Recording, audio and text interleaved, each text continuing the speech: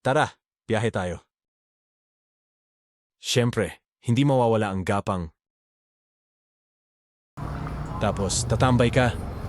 At ayun, may first customer na. From Atherton Fairview to SM Fairview si passenger. Gapang ulit. Uh-oh. Second customer, from Holy Spirit to Commonwealth Ave.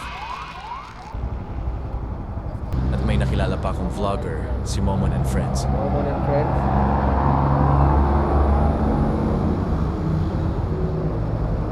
Maraming salamat sa sticker, Momon and Friends. Siyempre, gapang na ulit. Oh no! Tapos tambay ulit. At ayun, our third passenger ay from Cubao tapos 2 kilometers lang ang drop-off niya. As usual, gapang ulit tayo papuntang SM Cubao. Tapos, konting kwentuhan habang naghihintay ng booking.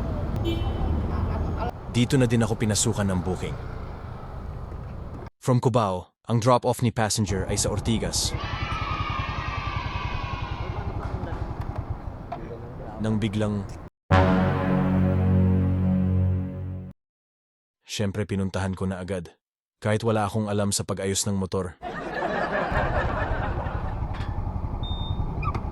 Sarap lahat. Od.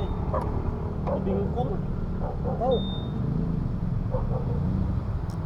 Imingaw sa ano, bago yung gulong.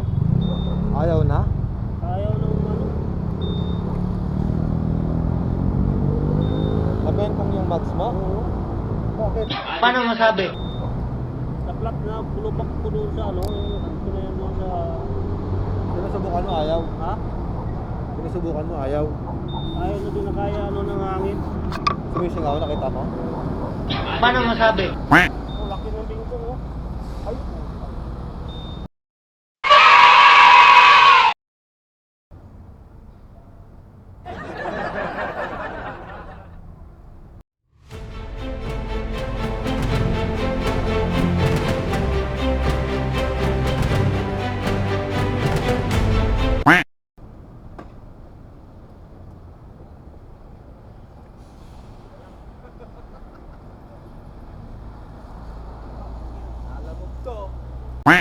At dito nga ay pinagtulungan na namin ikabit ang inner tube pang samantagal.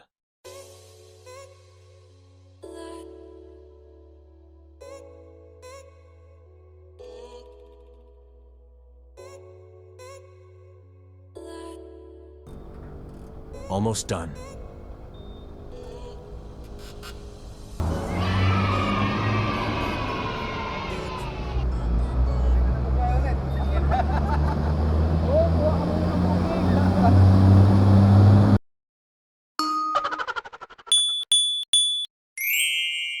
After namin mag-ayos ng motor, nag-decide na ako na umuwi na lang.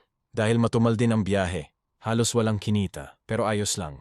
May maganda pa rin naman nangyari sa akin ngayong gabi. Nung mga oras na to napapaisip ako. Yun siguro yung dahilan kung bakit pinabiyahe ako kahit wala akong kikitain. Hanggang dito na lang. Maraming salamat sa panonood. Ingat kayo palagi. Dio at Patria, and have a good one. Goodbye!